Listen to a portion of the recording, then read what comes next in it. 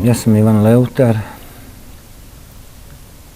autor sam izložbe ratnih fotografija, ako mogu nazvat se autorom. Budući da su neke fotografije fotografirao moj pokojni prijatelj Marić Andrija.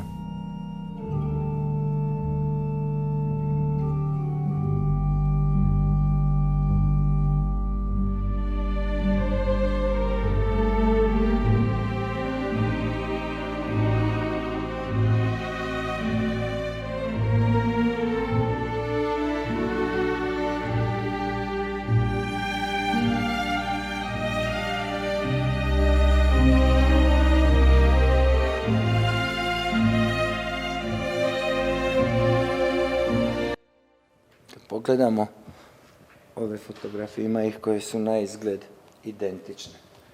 No, međutim, nijedna nije ista. Svaka je fotografirana sa par metara razlike. Kad pratimo ovaj niz, idemo ulicom, Trpinskom cestom prema Trpinji. Dakle, to je slikano netom poslije borbe, kad se vraćamo nazad od onoga gdje smo otišli, a učinak se vidi.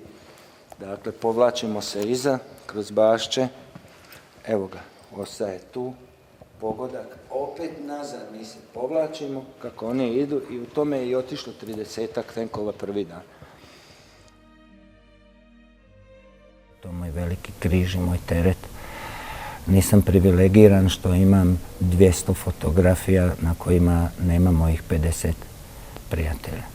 To mi nije privilegija, ali mi je dužnost, moja čast da ih predstavim u ovakvome zdanju. Jer Marić Andrija, moj pokojni prijatelj Suborac, koji je poginuo 10. travnja 1992. godine na Kupresu, to je dakle ovaj tu, to je ovaj tu, to je ovaj na svakoj fotografiji. Budući da je ovaj niz fotografija prikazuje kako jedan tank pogođen, gori, bukti, eksplodira i vide se fragmenti ovuda kako od onih kotača ona guma otpada, leti dalje. Ova fotografija mi je posebna, to je anegdota kad je Andrija rekao meni slikaj ovo da se vidi kako mi palimo cigarete od tank. Kad se tank pogodi, onda imaš pravo zapaliti cigaretu. Pošto on mene uvijek brumo, što bi rekli Dalmatinci, podgovarao, onako slao me da pričam engleski, njemački, sve, on to perfektno zna sve. Tako sam ja njega, kad sam fotografirao, kad sam uzeo fotografiju, on kaže, sliko? Ja rekao, pa, di trebam stisnuti? Evo, budalo, ovdje, evo, rekao, je li sad sve nategnuti? Hajde, slikaj. Jesi li? Pa rekao, nešto neće. Šta neće? Tako da sam ja 5 puta njega dizao od ovoga i onda sam se smio, rekao, to ti je za ono sve što si me, znaš, to je ta fotografija. Dakle, 5-6 puta je to, ajde, jesi sliku, pa jesi uvatio, pa vataj, pa daj da se vidi kak mi palimo od tenka, nema šibice, kad pogodiš tenk, kad eksplodira, zapališ cigaretu, ideš dalje. Isto tako smo morali jest, kad se pogodi kornjača, onda tek pravo imaš ići na... Zapali cigaretu, ali na plamen od... Na plamen od tenka koji eksplodira. Evo, to je taj moment tu koji... on je bio... Nemam ja najboljeg prijatelja. Nemam druga koji je za mene sve što kaže jedna pjesma, ako nemaš druga koji je tebi sve, a prijatelje kao braću voliš, tako ja volim njih sve skupa. On je bio svima nama, svima koji su ga znali, baš momak koji je plijenio veseljem, hrabrošću, srčanošću.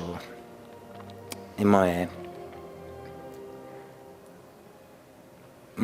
takvih osobina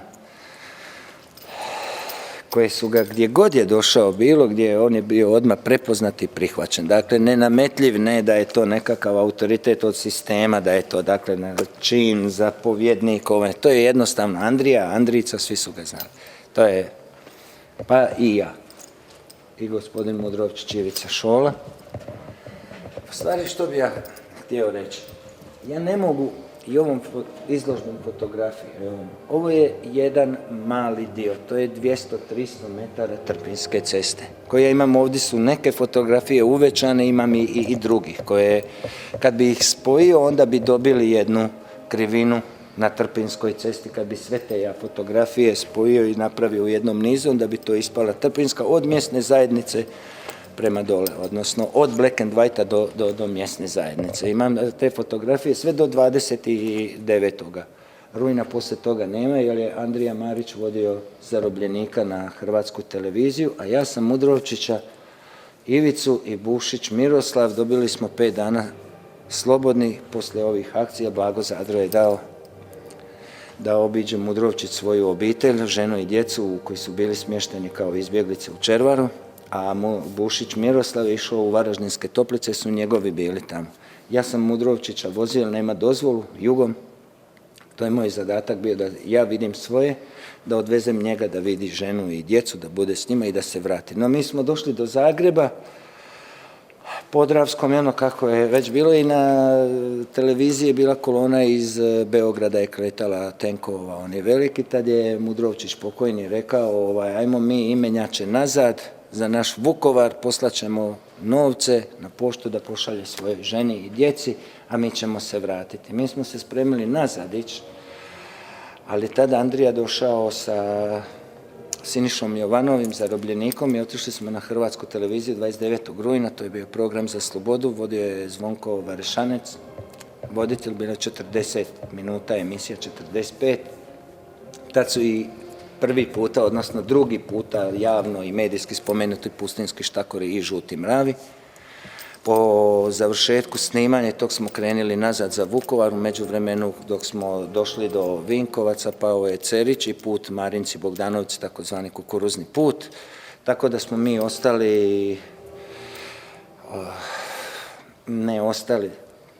smo van Vukovara, htjeli smo se probiti, ostali smo skroz u Vinkovcima dok je posljednji naš nije izašao, dok Vukovar nije pao, dakle Nuštar, Vinkovci, i to su što pokazuju ove fotografije dole, jer ovo su iz Nuštra. Hvala Zboru braniteljskih udruga grada Zagreba koji je upravo mene za svoje obilježavanje pozvao sa ovim fotografijama iz Vukovara, tako da sam ja ljude s kojima sam dok su još živi bili, dok je rat u par navrata i dolazio u Zagreb i imamo fotografije, oni su nažalost mrtvi, neki su žive, odavde vidim jedno od Pustinjskih štakora.